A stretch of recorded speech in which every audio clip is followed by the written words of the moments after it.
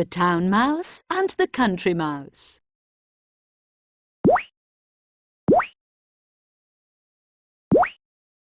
One day, a country mouse invited a town mouse to come and see him in the country.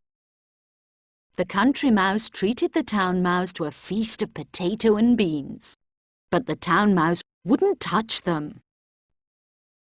"I'm not going to eat that stuff," he said contemptuously.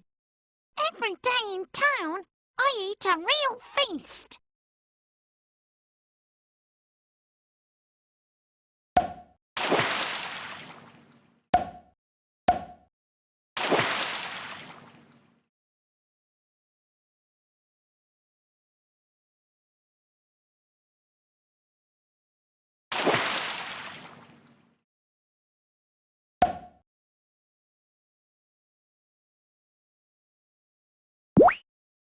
The town mouse talked with his nose in the air about his wonderful life in the town. The country mouse was full of envy. "I'd really like to go to town," he said. "Well, let's go together then," said the town mouse.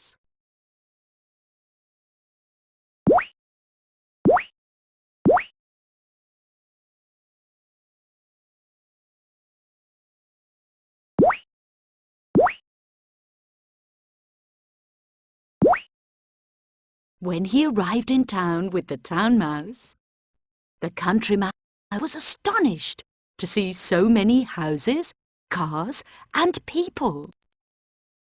"Good heavens, it's really dangerous here," he thought. The two mice eventually arrived at the town mouse's home, after having been nearly trampled on many times.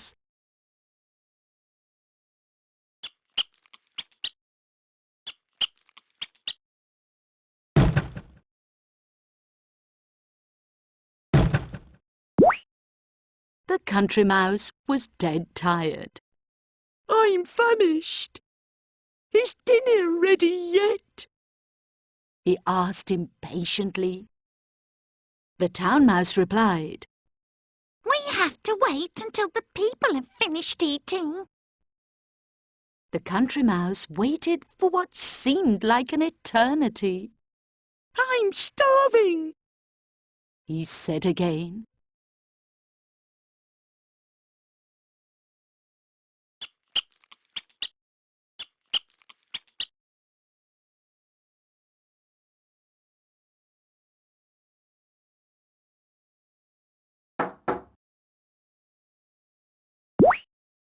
"Let's eat," said the town mouse. The town mouse eventually led the country mouse to the table. It was truly a feast fit for a king. "Eat all you want. Wow, let's dig in."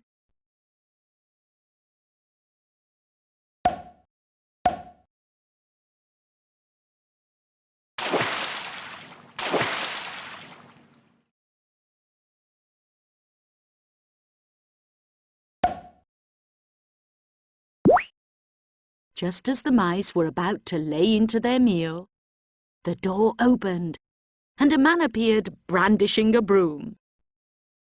"You thieving mice! Get out of here!" The mice were shooed away before they'd had a chance to fill their bellies.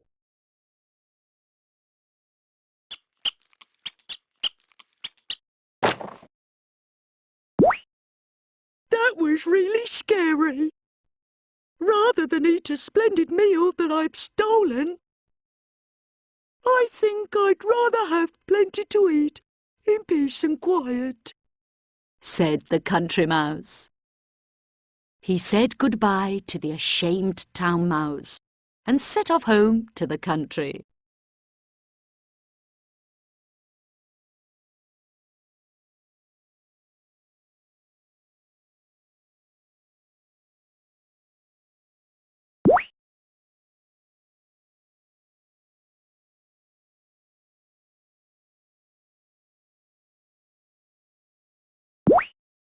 He said goodbye to the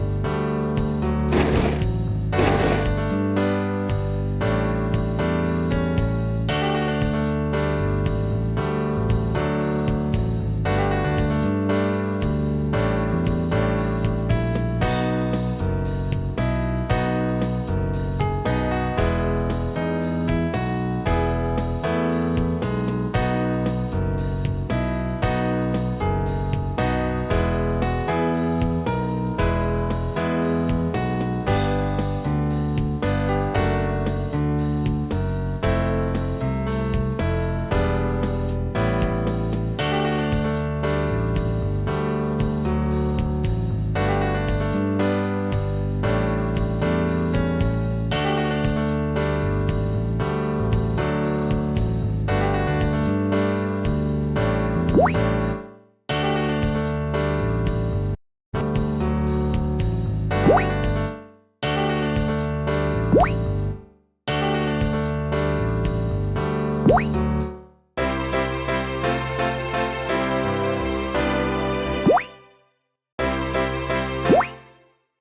Old Man Cherry Blossom.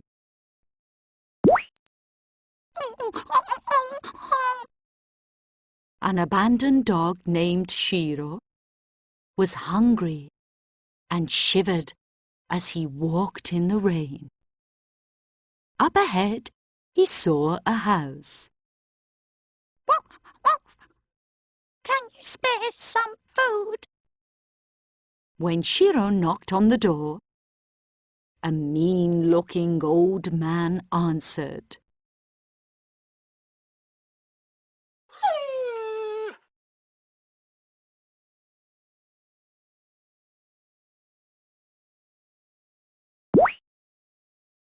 "A stray dog," he said.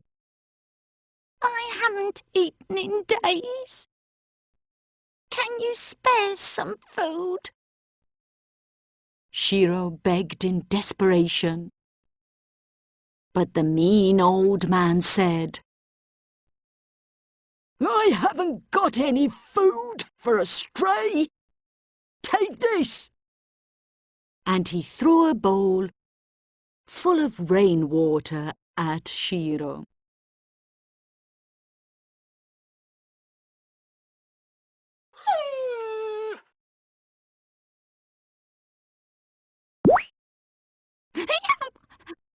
Poor Shiro plodded back the way he came.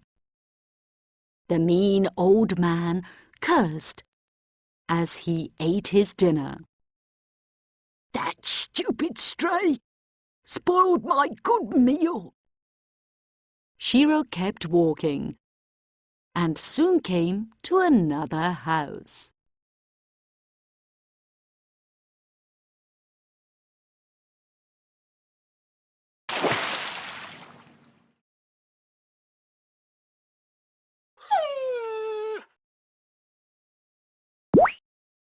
Shiro knocked on the door again. This time, a nice-looking old man and old woman answered. Come in, come in. They welcomed Shiro in and dried him off. Come now, let's all have dinner. You'll feel much better.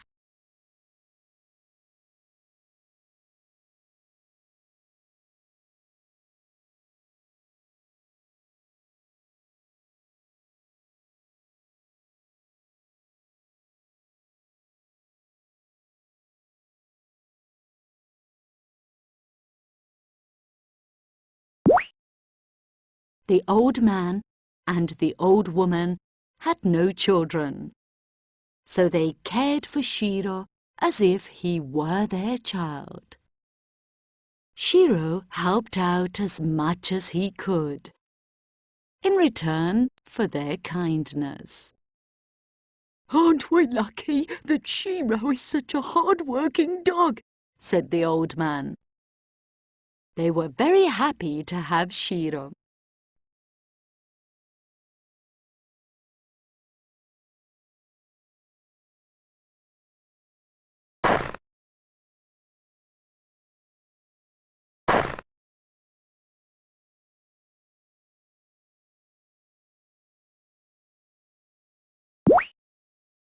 One day, the old man was ploughing a field when Shiro started digging in the field with his paw.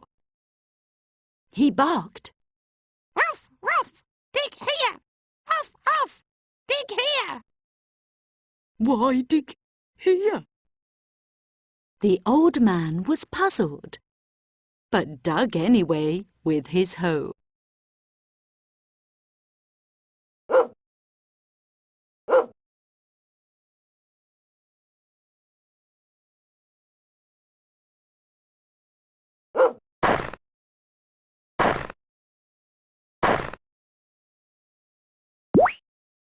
"Here we go!" Move! The old man swung the hoe with all his might. Chink, chink! With this sound came lots of large and small gold coins pouring out of the ground. Oh! This must be a gift from God. Let's share it with everyone in the village.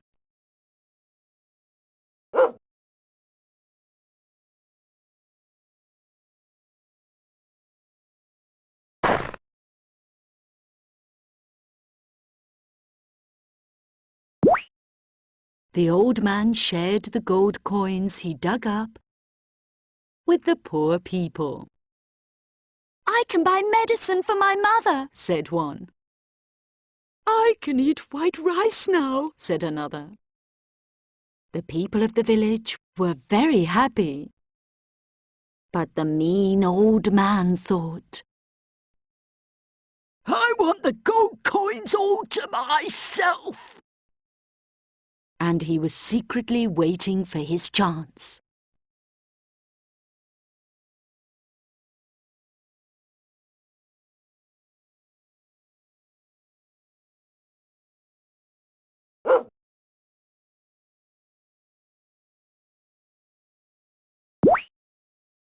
The mean old man said to Shiro's owner, I want people too, so let me borrow the dog.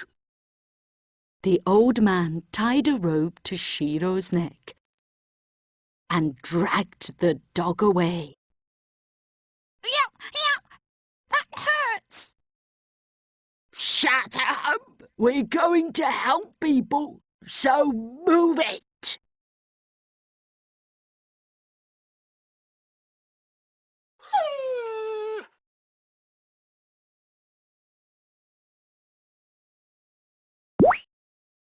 Shiro refused, but the mean old man dragged him to the back field and yelled, No! Tell me where the gold coins are buried! When Shiro kept silent, whack, whack, he hit Shiro with a bamboo stick. It hurt so bad that Shiro whimpered.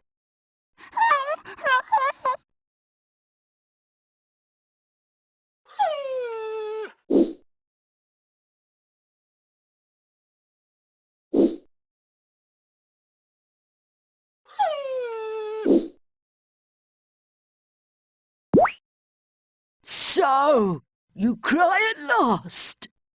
This must be where the gold coins are buried. The mean old man started digging away with his hoe.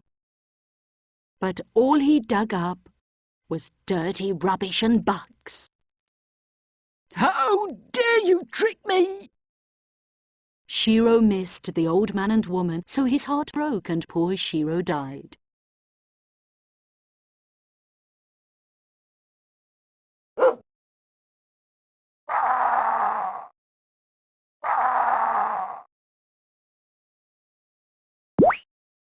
Later, the kind old man came to get Shiro. Please return Shiro to us. That useless dog tricked me, so he was punished and had to die, lied the mean old man.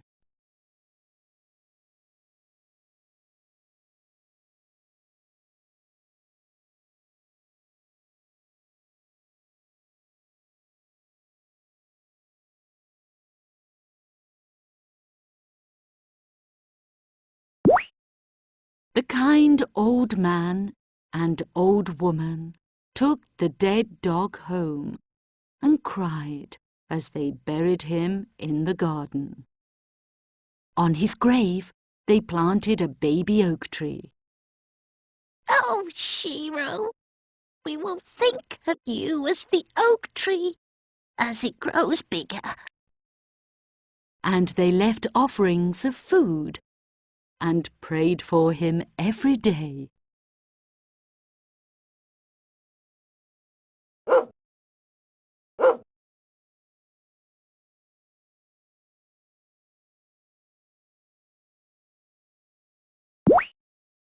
The kind old man and old woman watered the oak tree every day, and took care of it as if it had been Shiro himself. The oak tree grew bigger and bigger, as if Shiro had been reborn. But one stormy night, lightning struck the tree and knocked it down.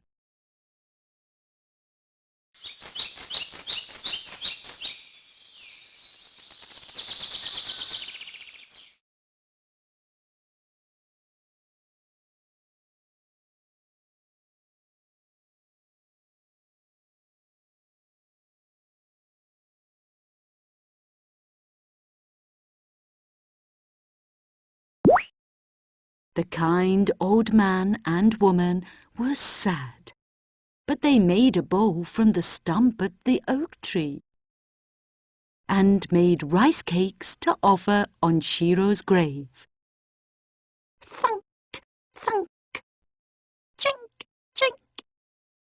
To their surprise, large and small gold coins came spilling out of the bowl.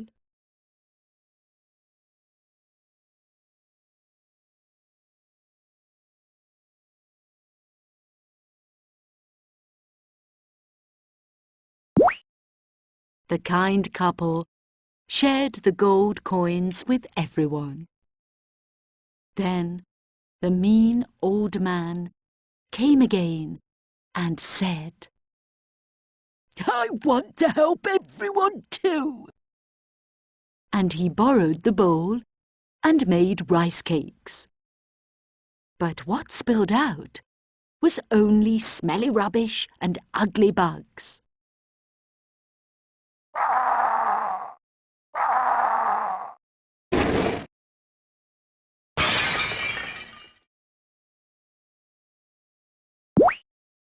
Rubbish continued to spill out of the bowl and filled the whole house. "Take this stupid bowl!" And the mean old man smashed the bowl with his axe and burned it in the stove. By the time the nice old man came, Shiro's bowl had burned to ashes.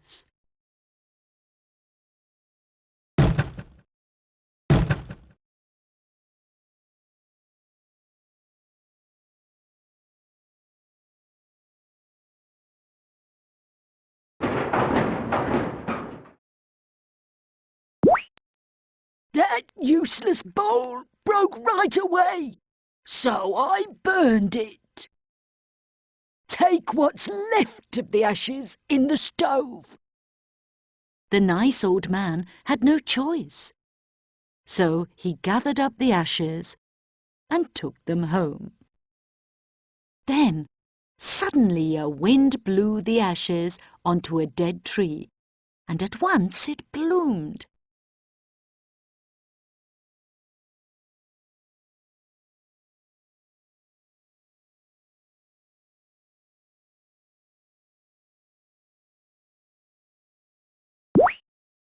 "How strange! Flowers are blooming on a dead tree." The old man started climbing trees and sprinkling ashes on them. All of the cherry blossom trees were in full bloom in no time. "Oh, beautiful, beautiful!" The Lord, who happened to be passing by, was very impressed.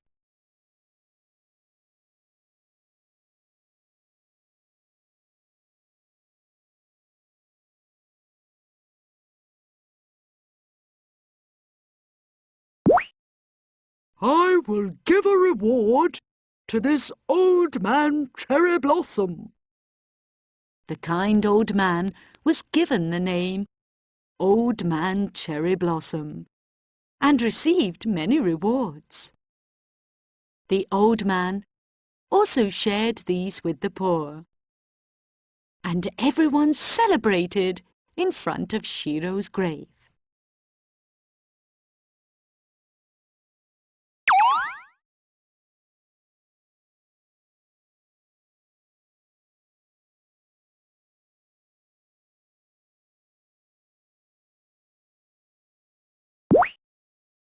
But the mean old man didn't want to lose out and started gathering the ashes. He called out to the Lord, who came back. "Excuse me, Lord. I can also make dead trees bloom." "So, you are also Old Man Cherry Blossom. Show me how you make the flowers bloom," said the feudal lord.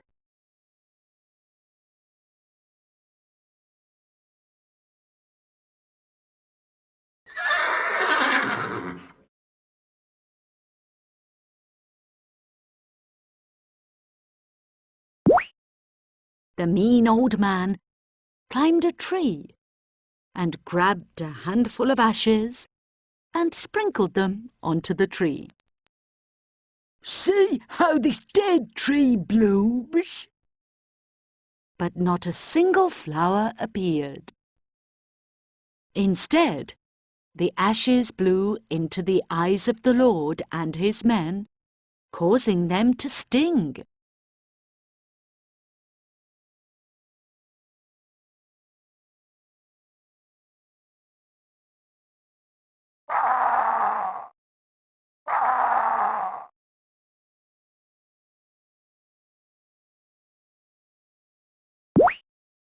The mean old man was thrown into prison, and the kind old man lived happily ever after.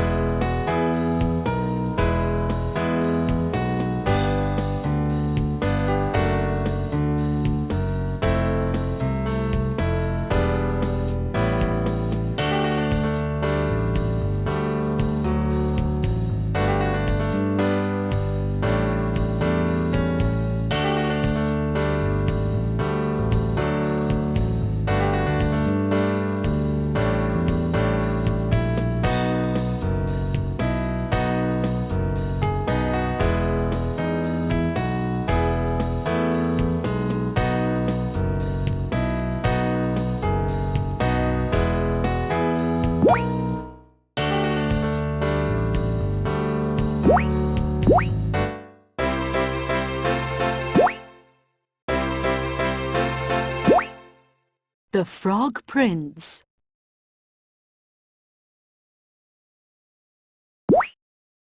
Once upon a time, in a faraway land, there lived a very beautiful princess named Mary. One day, Princess Mary was playing in the castle garden with her golden ball, but she dropped her ball in the pond by mistake.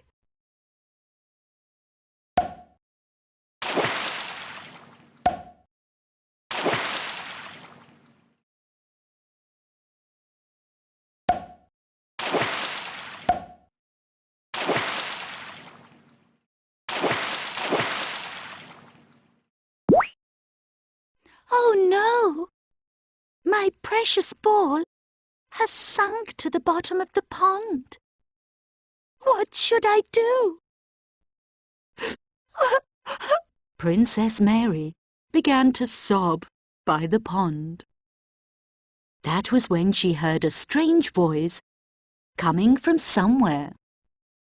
Excuse me, Princess Mary. I will go and fetch your ball.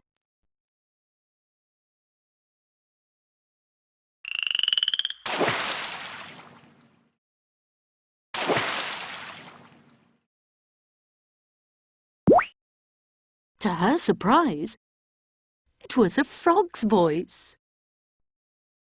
But in return, please take me to the castle and let me always be with you when you eat and sleep. What? Eating together with a frog? Princess Mary was shocked.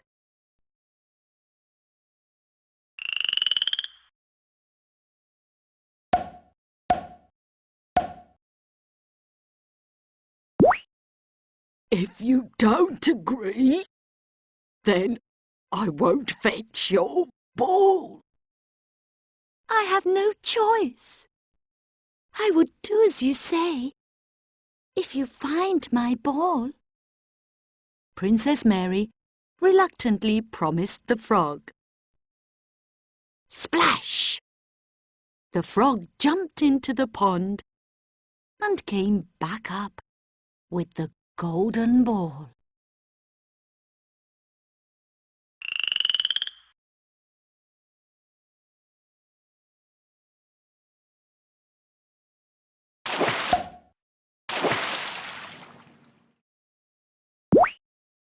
Princess Mary took the ball and went back to the castle, leaving the frog behind.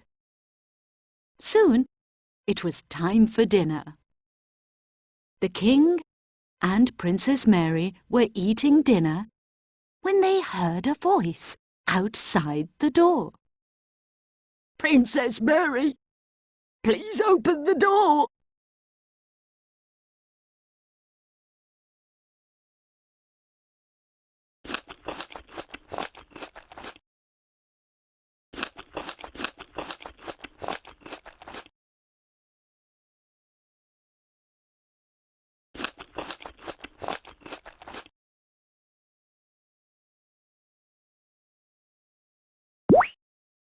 The servant who opened the door was startled. Sitting outside the door was a frog. Ribbit, Ribbit, Princess Mary, let me have dinner with you, as you promised. "Oh, you've come after all," said Princess Mary. Princess Mary told the king about her promise to the frog.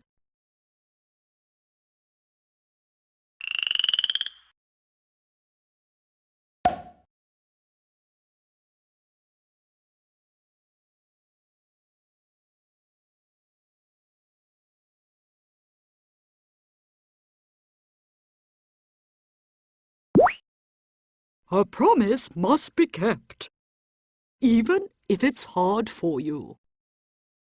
The king ordered a plate for the frog to be set next to Princess Mary.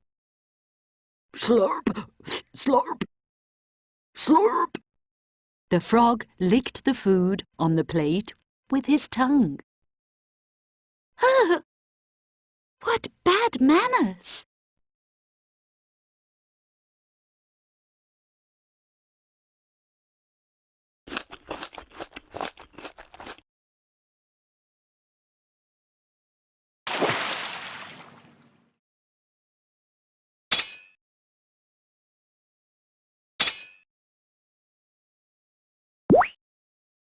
Just looking at him makes me sick. Princess Mary ran and hid in her room.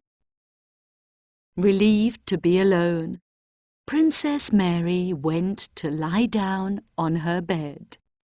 Eek! The frog had somehow got into her bed.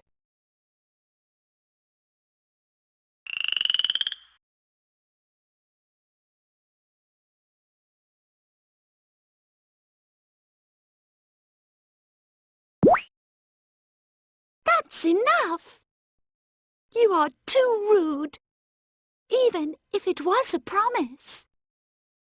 Princess Mary was furious and threw the frog against the floor. Smack! Then, to her surprise, a puff of smoke rose from the frog's body.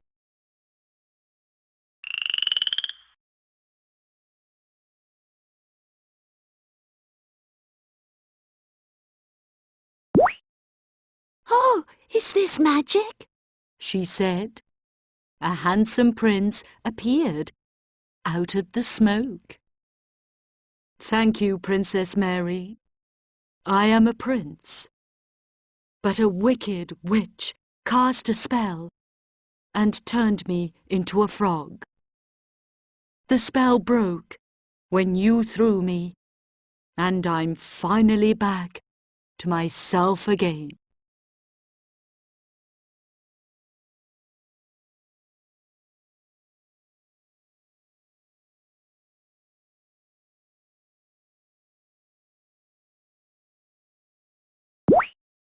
I had no idea that you were a prince, and I'm sorry for not keeping my promise, said Princess Mary. I am sorry too, for I annoyed you on purpose to make you throw me, replied the prince. The king was overjoyed to hear Princess Mary's story. She and the Frog Prince married and lived happily ever after.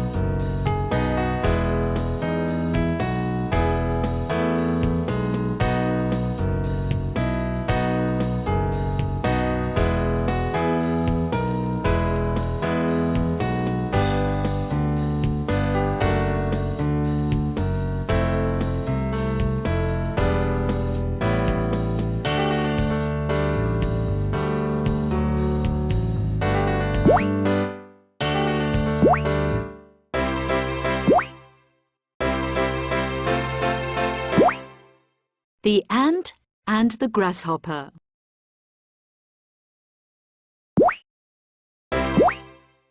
A pack of ants were hard at work one hot summer's day. A grasshopper came by and laughed at them, saying, "You must be mad working on such a hot day."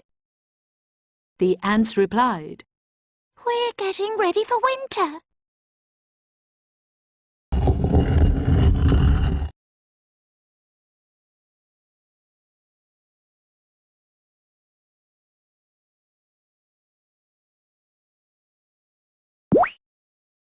The ants continued working even on days when it was pouring with rain and they got soaking wet. The grasshopper took cover from the rain and made fun of them once again. "Fancy working on a rainy day!" The ants replied, "We're storing up food while there's still plenty of it around."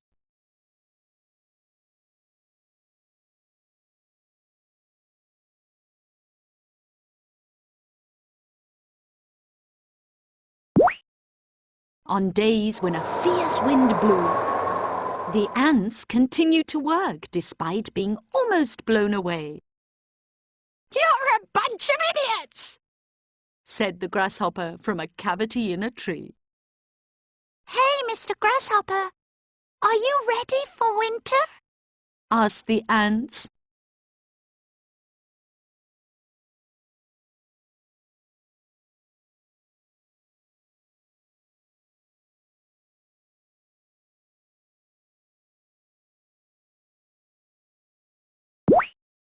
Autumn eventually arrived, and the dead leaves were blown around by the cold wind.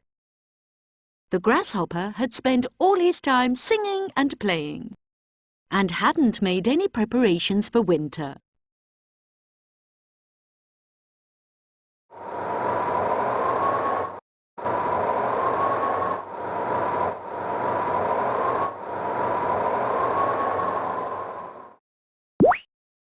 Winter arrived, and the snow began to fall.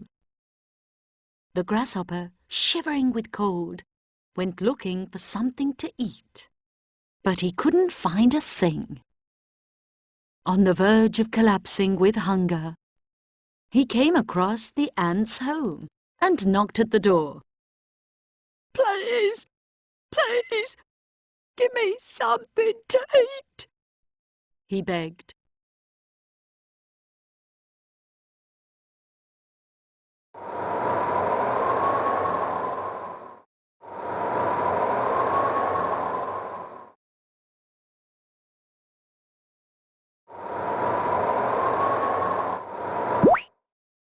The ants opened the door.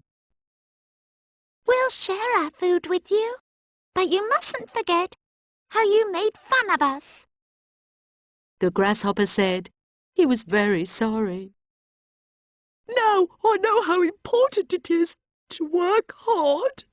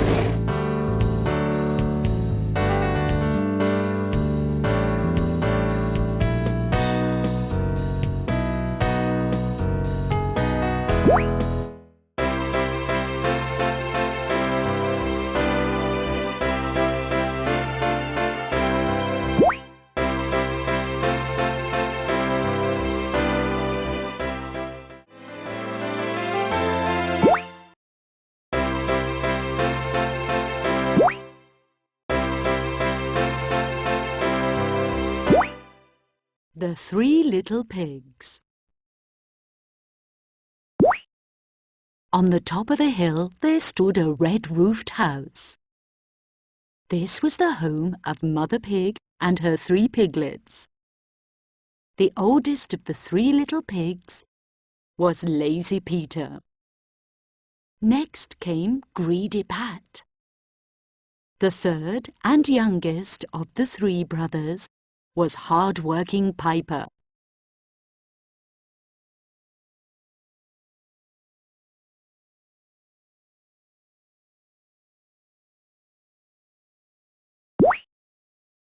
One day, Mother Pig spoke to the piglets.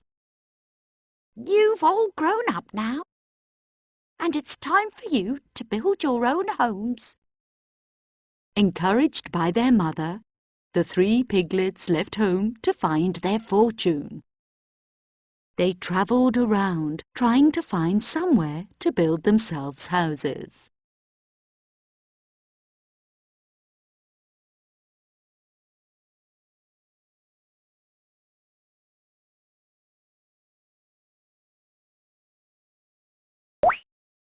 Lazy Peter gathered lots of straw from the fields, and in no time he had put up his own straw house.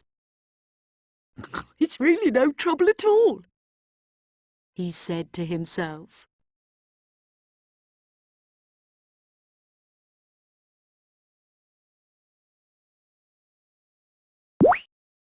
After building his house, Peter summoned Pat and Piper and proudly showed them his achievement. What do you think of my house? I put it up in a jiffy. Now, I'll be able to have a long siesta. Peter was really proud of himself.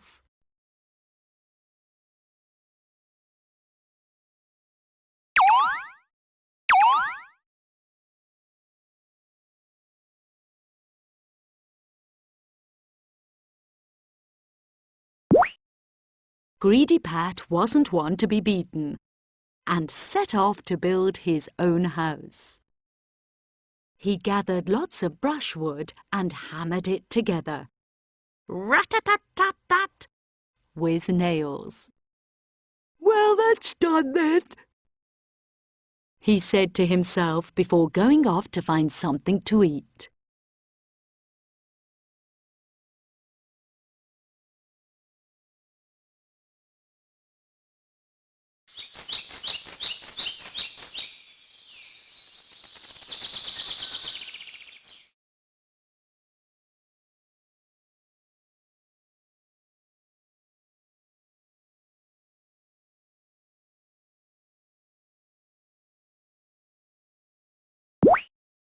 Piper was very impressed by his elder brother's prowess. They'd finished the job much faster than he had. But he said to himself, I'll build a strong house made of solid brick.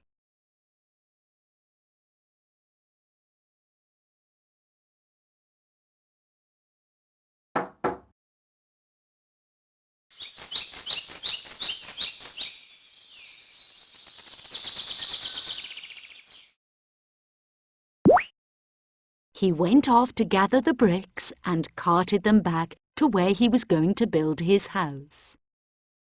The bricks were heavy, and he nearly collapsed under the weight. He collected bricks from wherever he could find them.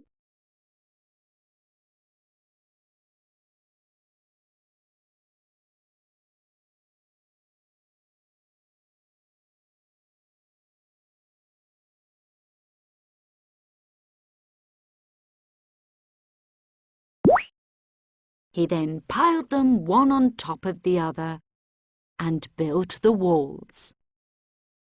Seeing him working so hard, Peter and Pat turned up, humming to themselves, to see how he was getting on. "Piper, you still haven't finished building your house," said Peter. "You're a right lazybones," said Pat. Piper replied, It takes a long time to build a house of bricks, but it's strong, and it'll stand up to the most violent storm.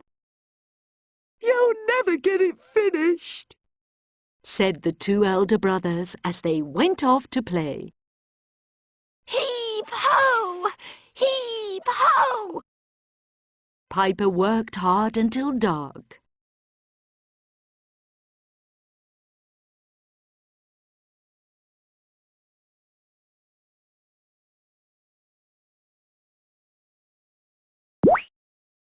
At last, it's finished, he said.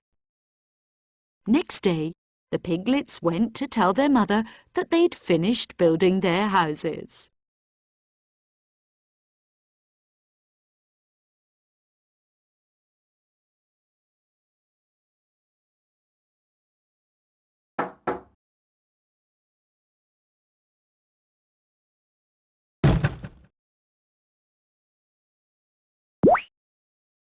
They were secretly followed on their way home by a hungry wolf. This looks like a tasty meal.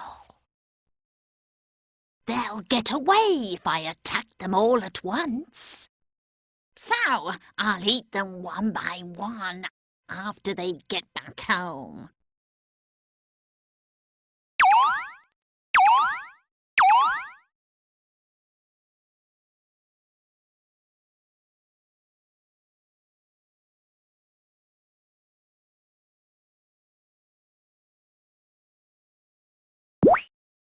The wolf first went to Peter's straw house and knocked at the door.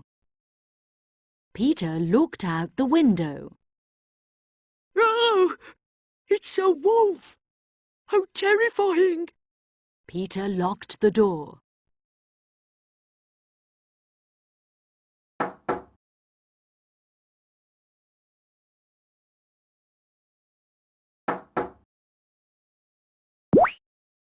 Hey, little piggy! I can blow your house down with a single breath. The wolf blew hard, and the house blew away in an instant.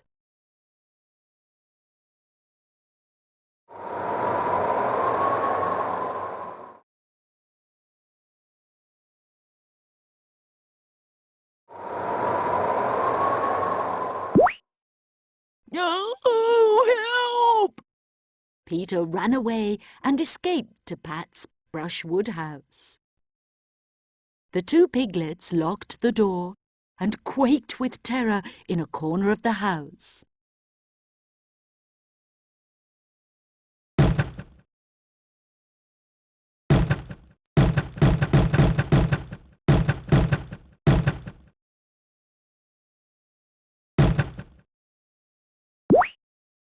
The wolf charged at the house, which soon began to fall apart.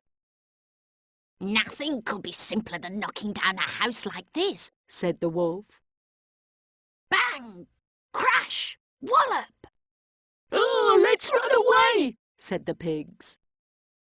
The brushwood house fell down, and the two piglets rushed away in the direction of Piper's house.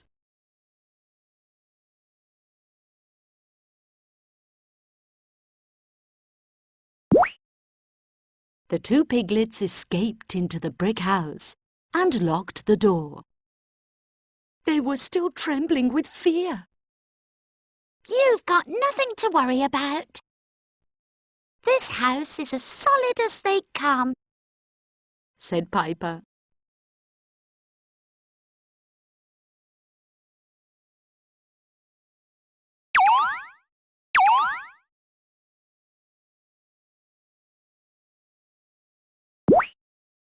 Outside the house, the hungry wolf charged at the brick wall determined to gobble up all 3 piglets. Crash! Ouch, that hurts, said the wolf. Frustrated, he eventually had to give up.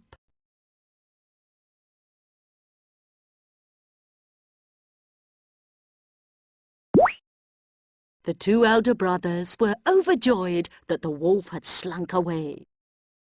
But Piper said that it was still too early for them to feel safe, and that the wolf would try to attack again.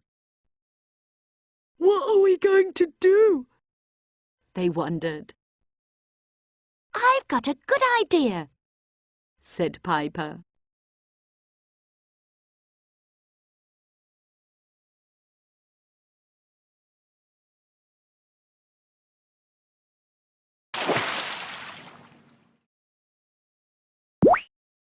Piper told them to pick up some large stones. Grumbling to themselves, the 2 elder brothers did as they were told. Put the stones on the roof, said Piper. The 3 piglets arranged the stones on the roof.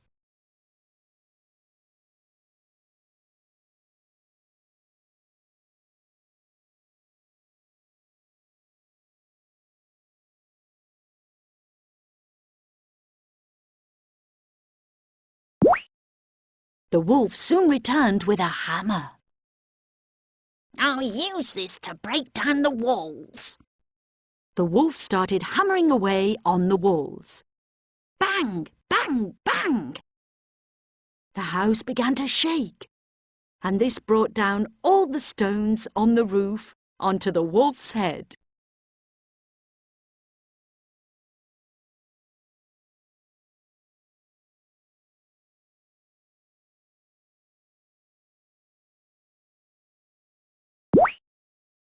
Ouch! The wolf was furious, but had no intention of giving up. Right then, I'll get dressed up as Santa Claus and go down the chimney. The piglets will never expect that.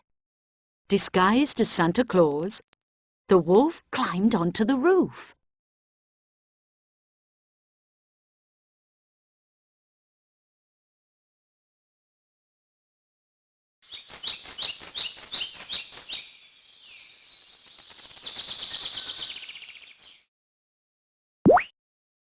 Look, Santa Claus has come, said Pat, as he gazed excitedly out of the window.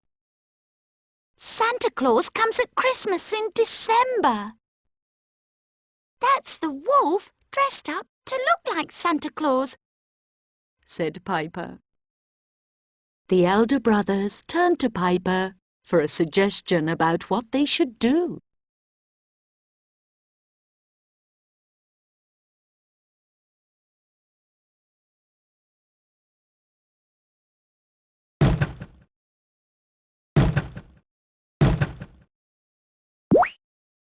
Piper got his brothers to start up a fire in the hearth. He then placed a large pot on the fire and boiled some water in it. Trying to make his way down the chimney, the wolf fell, splash, into the pot of boiling water and was never seen again.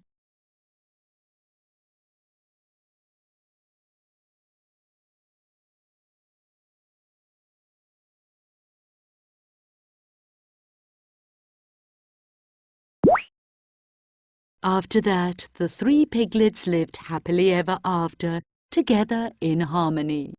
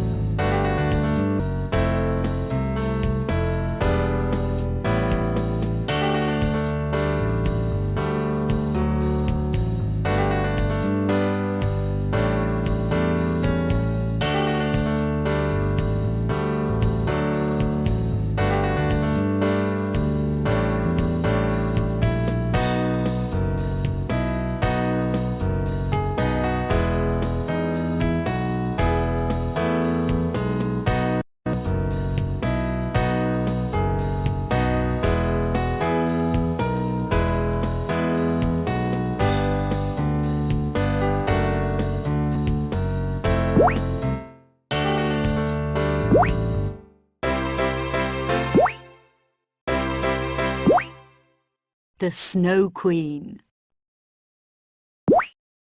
Once upon a time, the devils made a magic mirror.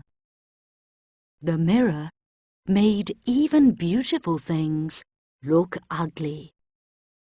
Even smiling faces looked angry. The devils were amused, and they looked at many different things in the mirror. They liked it so much that they played with it every day.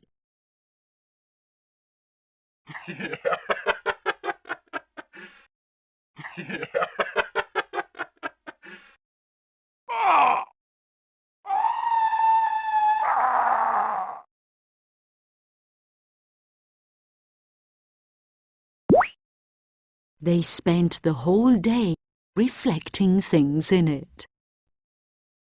One day, fighting about who would be the next to play, they ended up shattering the mirror. All the pieces of the magic mirror fell to earth. If the pieces got inside of people, their hearts would become frozen.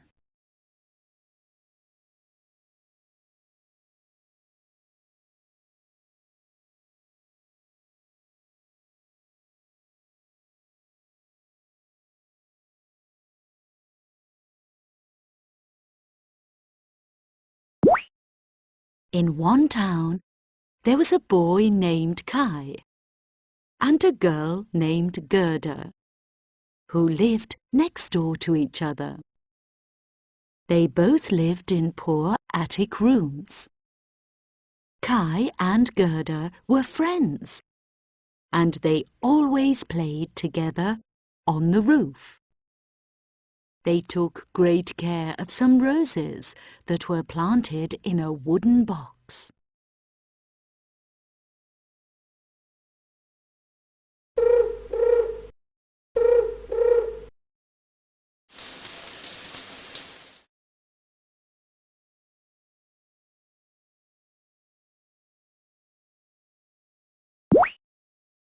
Kai was watering the roses one day when something shiny fell from the sky. Oh! Ouch! Something has gone in my eyes. It feels like it's going into my heart. They were broken pieces of the mirror. Gerda asked Kai if he was all right, when suddenly he yanked out all the roses from the box.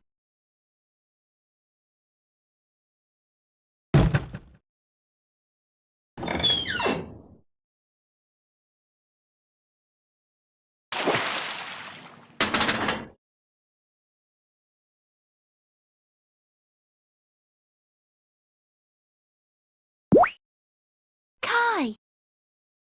What's the matter with you? Kai went inside his house without saying a word. From that day, when Gerda visited Kai with a book, he would say, What a boring book! Throw it away!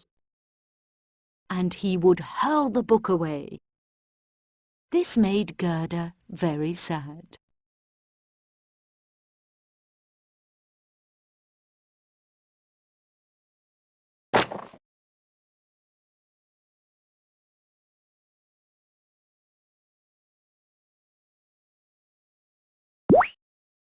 Kai even started to play tricks on his sweet old grandmother.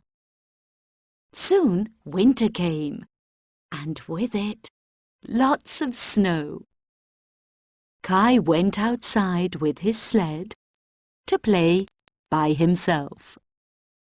Children were making snowmen and riding their sleds in the square.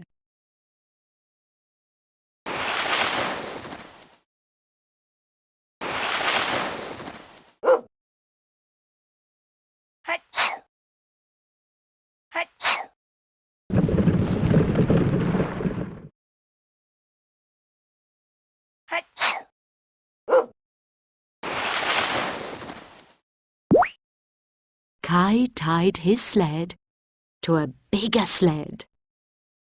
Suddenly, the big sled took off at great speed. The sled carried Kai farther and farther away from home. He became frightened. Then the beautiful woman driving the sled turned around to look at him.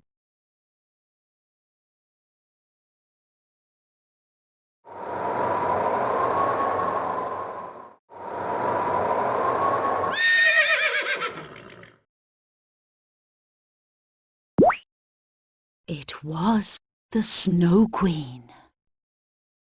"Come over here," she said. The Queen made Kai sit next to her and kissed him on the forehead. Just as she did, Kai forgot about Gerda, his grandmother, and everything else. The Snow Queen's sled carried Kai up high into the sky.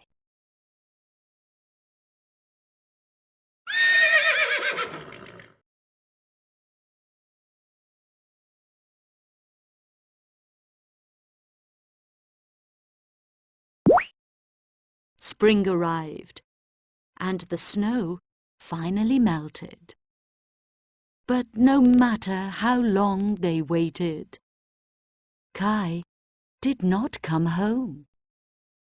Gerda decided to go and search for Kai. She put on her new red shoes and walked to the river. "Did Kai fall into the river and drown?" she asked the river.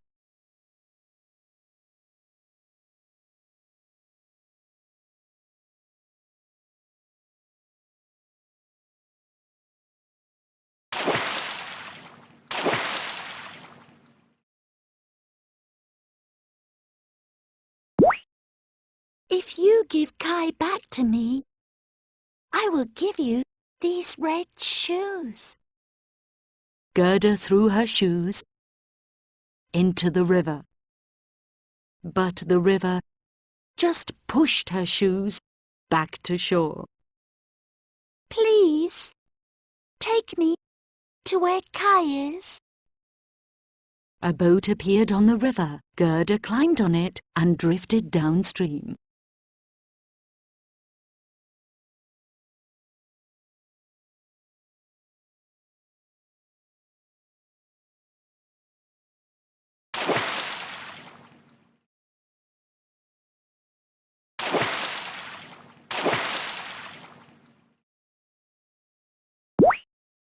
The boat came to a small house surrounded by a garden with many flowers. An old woman wearing a big sunbonnet came out of the house. "Oh, what a pretty child! Why have you come drifting down the river?" Gerda told her that she was looking for Kai.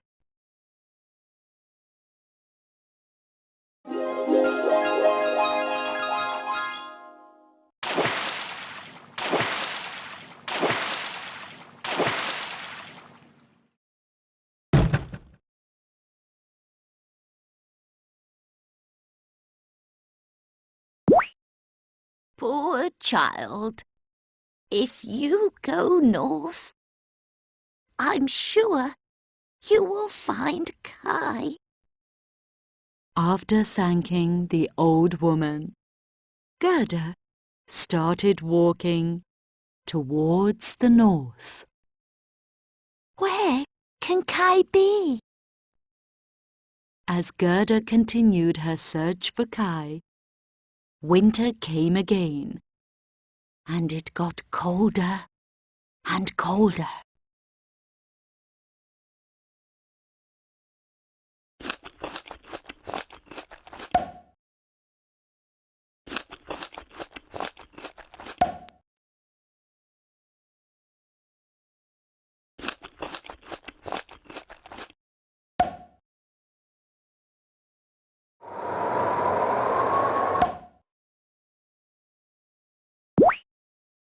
Gerda was tired and was taking a rest when a crow came flying down. Gerda asked the crow about Kai. Ah, that might be the boy who has recently come to the castle and has become the prince, said the crow. Oh, Mr. Crow, please take me to the castle.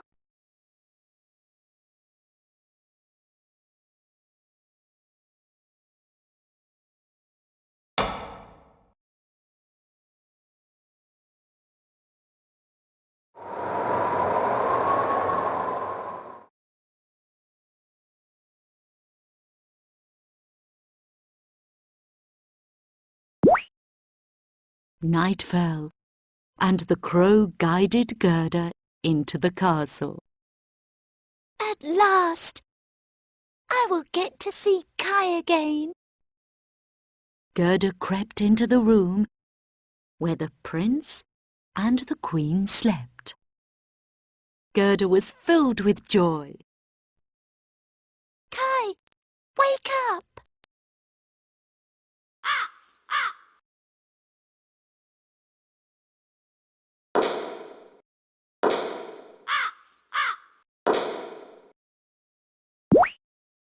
But the prince who woke up was not Kai. The queen woke up too and asked, Who are you? Gerda told her story. You poor child. After hearing why she was there, the prince and the queen forgave Gerda for sneaking into the castle.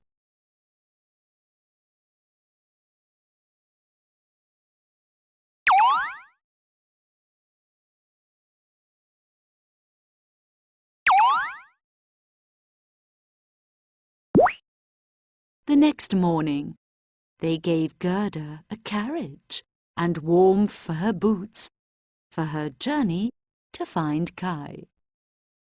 I hope you find Kai soon, they said. They saw Gerda off, who continued her journey northward.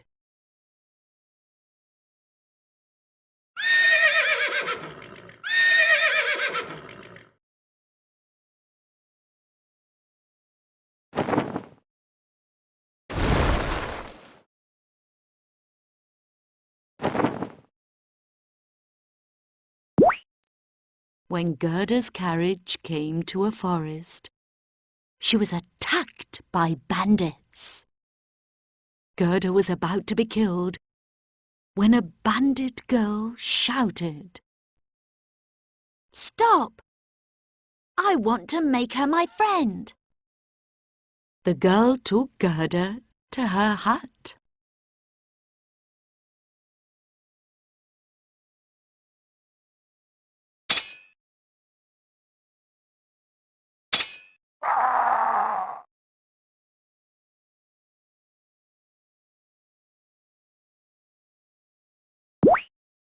Where were you headed? Gerda told the bandit girl about Kai. A pigeon had been listening to the conversation. Go, go! The Snow Queen took the boy on her sled, and they flew toward Lapland. Gerda, that's good news.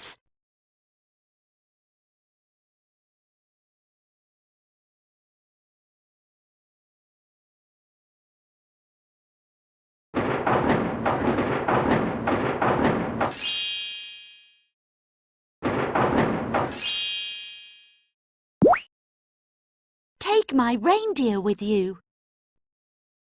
The bandit girl let Gerda escape.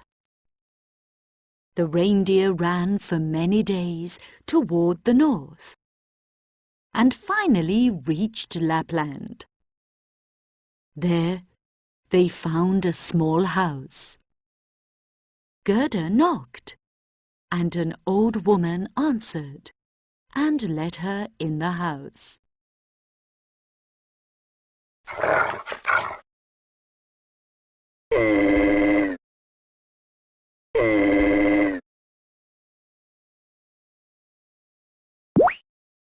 When Gerda asked about Kai, she said, The boy is at the Snow Queen's castle. The Snow Queen is out of the castle now, but an ice monster is guarding it. The old woman handed Gerda a magic charm and told her to keep it safe.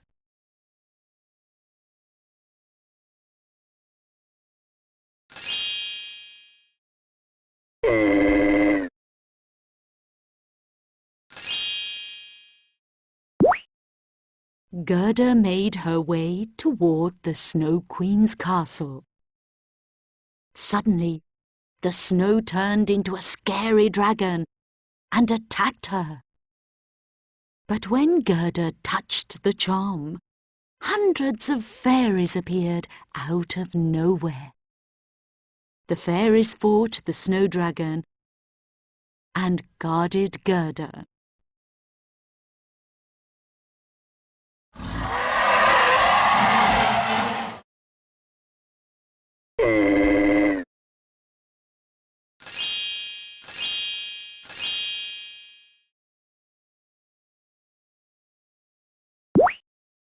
Gerda entered the castle, where she found Kai playing with pieces of ice. Gerda hugged Kai's cold body. Kai! It's me, Gerda. Gerda's tears fell on Kai's eyes and heart, and melted the pieces of the mirror. Oh, Gerda! What happened?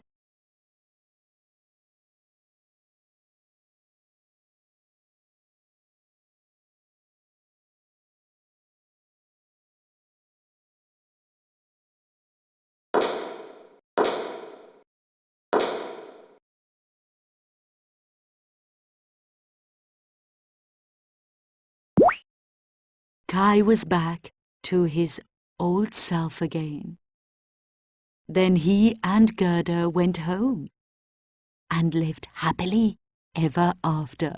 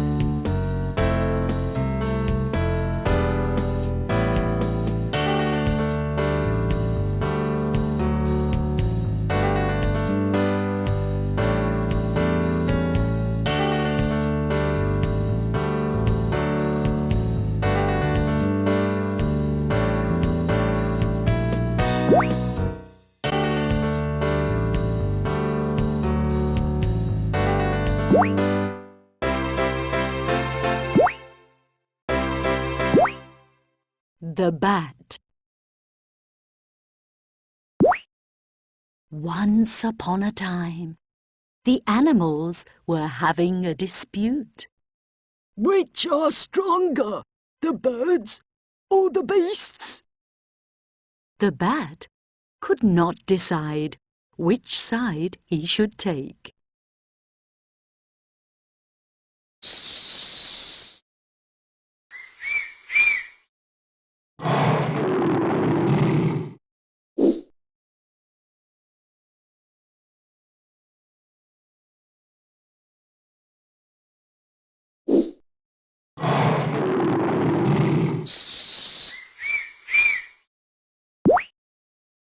As he watched the battle, the beasts seemed to be winning.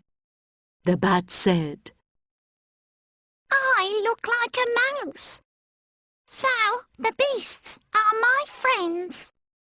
so he took sides with the beasts. I will fight the birds with you.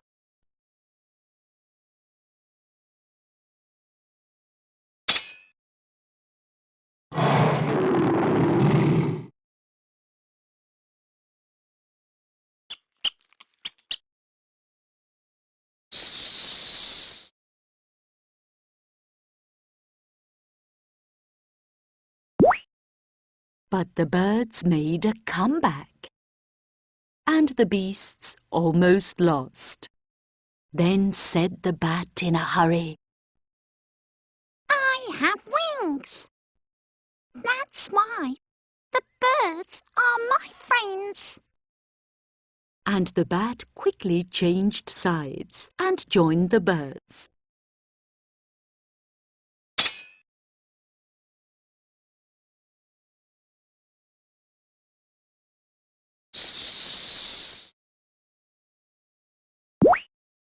The battle continued for days.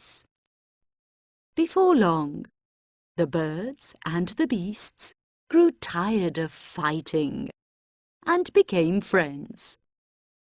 But both the birds and the beasts turned their backs on the cowardly Bat.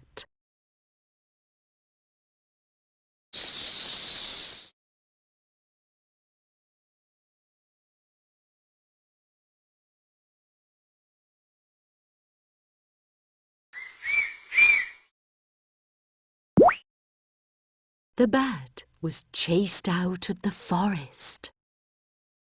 Ever since, he has had to hide in caves during the day and only come out at night.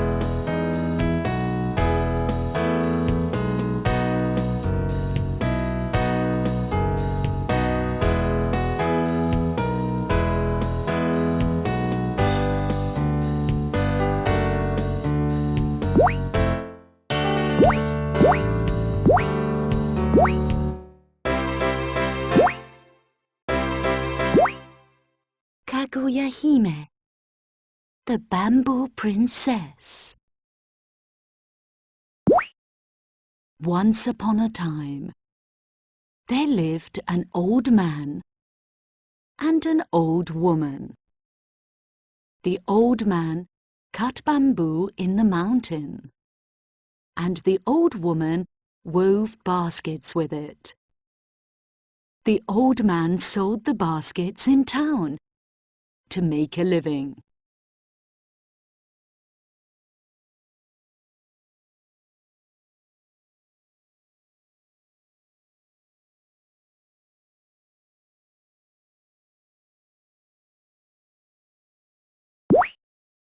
One day, when the old man was cutting bamboo in the mountain, he saw a bamboo stalk that was glowing brightly. "This is strange. I've never seen such a bamboo." He cut the bamboo and found a tiny girl inside. "How lovely she is!"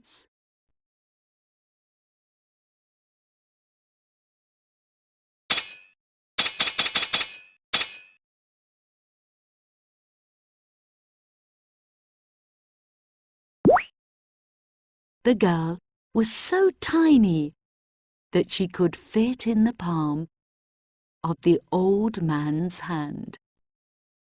The old man hurried home and said to his wife, "Look what I found! She came out of a bamboo stalk." Such a lovely child. She must be a godsend.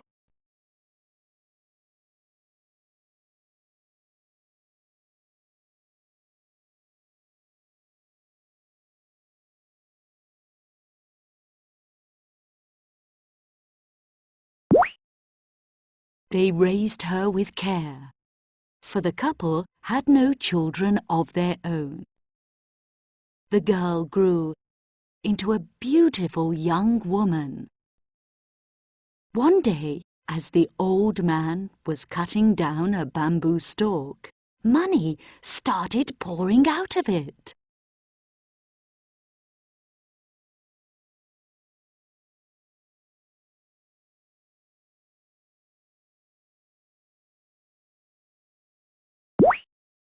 From then on, the old man found money every time he cut a bamboo stalk. So the old man and old woman became very rich, and the girl became a young woman of great beauty.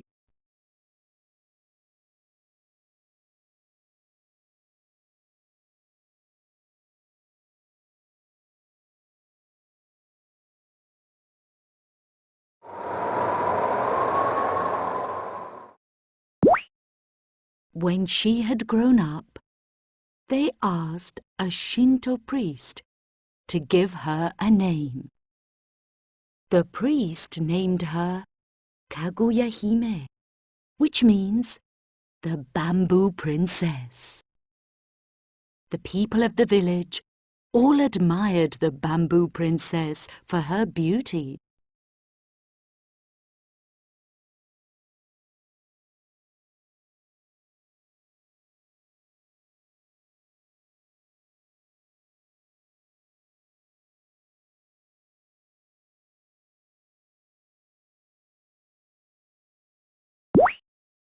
Word of her beauty spread from the village to the town, and from the town to the city.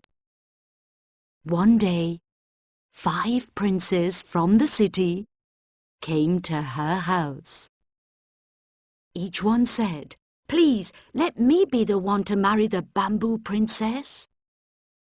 The old man did not know what to do.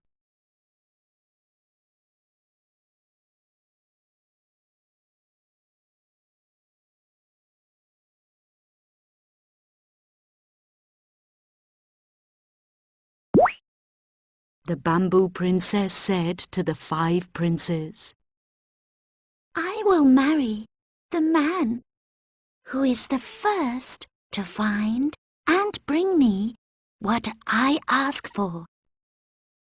All 5 men set out to find the items that the princess requested.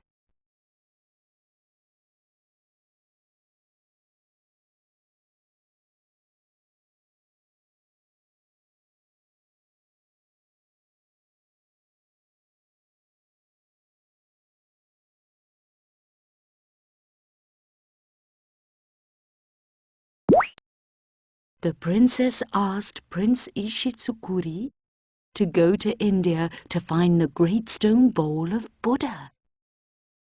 But he only pretended to go to India and hid in the nearby mountains for 3 years. Then he brought back a stone bowl he had found in the mountains.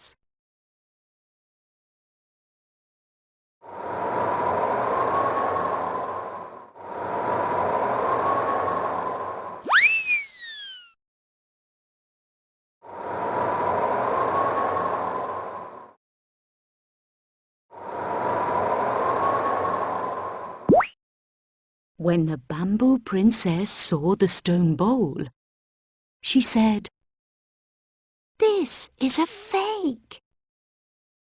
The real bowl shines more brilliantly. Look how this one is blackened with soot. Prince Ishitsukuri was ashamed of his lie and went home in defeat.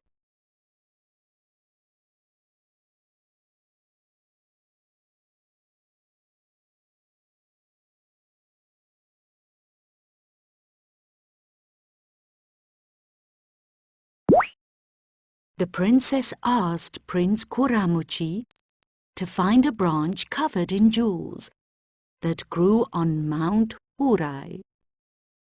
But he only pretended to go to Mount Hurai by boat and stopped off at a nearby island. He said to his craftsman, "Make me a branch with jewels now."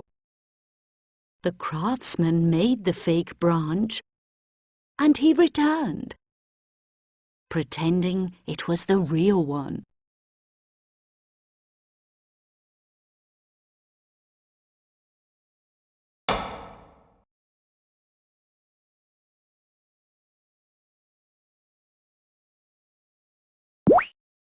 The jeweled branch was so finely made that the Bamboo Princess could not decide if it was real or not. That was when the craftsmen arrived. Please, pay us for making the jeweled branch, they said. The branch was obviously a fake, and the prince went home in disgrace.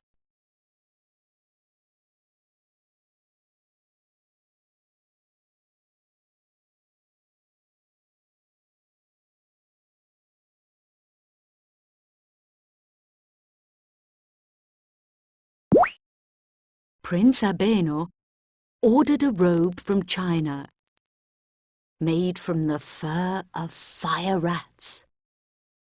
It cost him a fortune.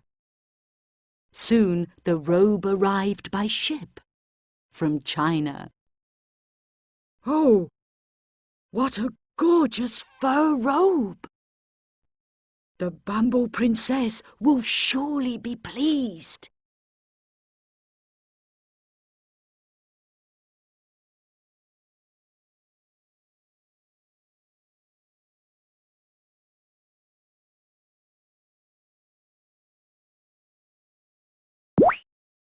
He lost no time in presenting the robe to her.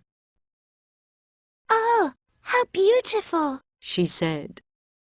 But if this really is a robe made from the fur of fire rats, it should not burn in fire.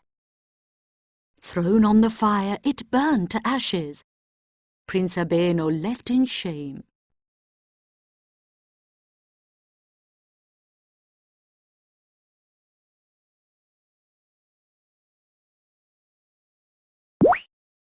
Prince Otomo went to find 5 shiny balls from the neck of a sea dragon. A storm came as the boat headed out to sea. The boat rocked wildly and almost sank. Prince Otomo hung on to the mast and trembled in fear.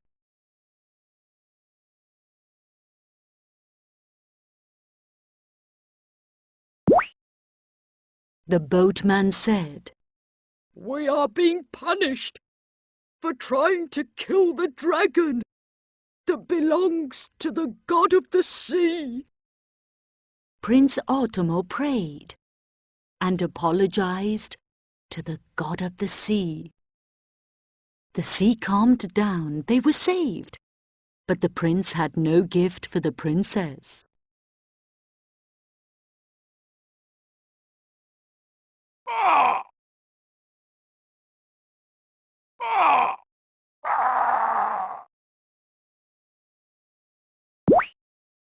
Prince Esau climbed a tall roof to find a cowrie shell kept by the swallows. But he slipped and hurt himself badly. All 5 men failed in their quests and gave up on marrying the bamboo princess. Ah, what a relief, she said.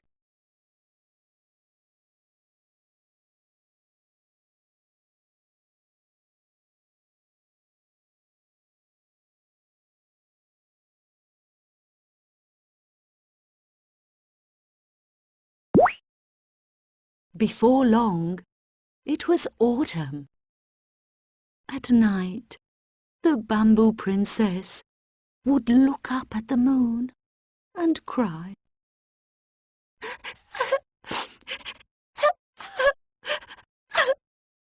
The old man and the old woman couldn't stop worrying about the bamboo princess, who looked up at the moon and cried night after night.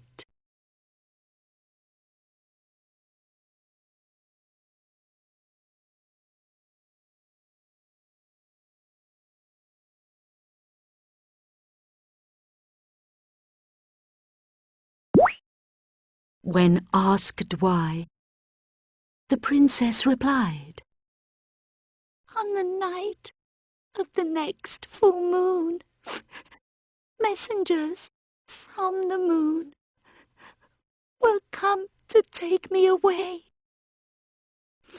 Then I must bid you farewell."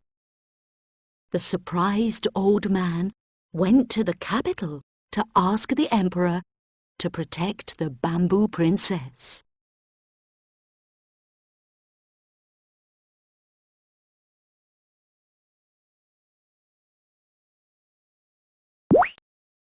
The emperor ordered his men to prepare for battle and to guard the house. The next full moon, with the sound of beautiful music, a cloud carrying the messengers descended from the moon. "Shoot your arrows!" But the men were blinded by the light and couldn't shoot.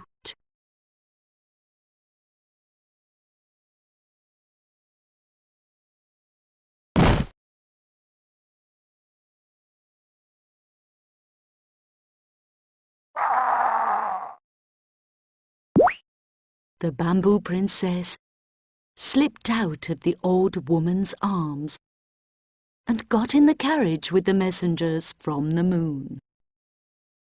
"Please don't leave us, princess."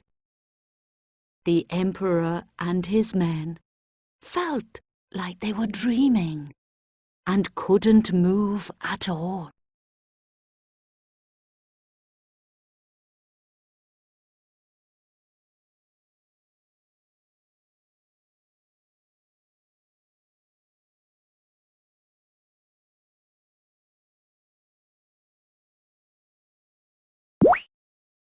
The old man and the old woman were so sad that they started crying.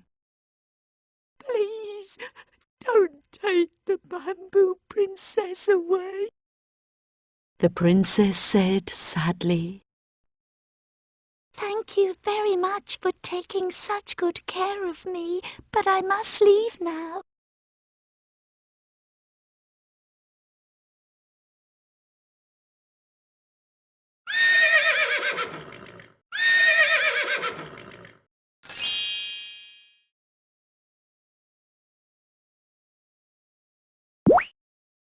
Goodbye. and the carriage with the bamboo princess went back to the moon.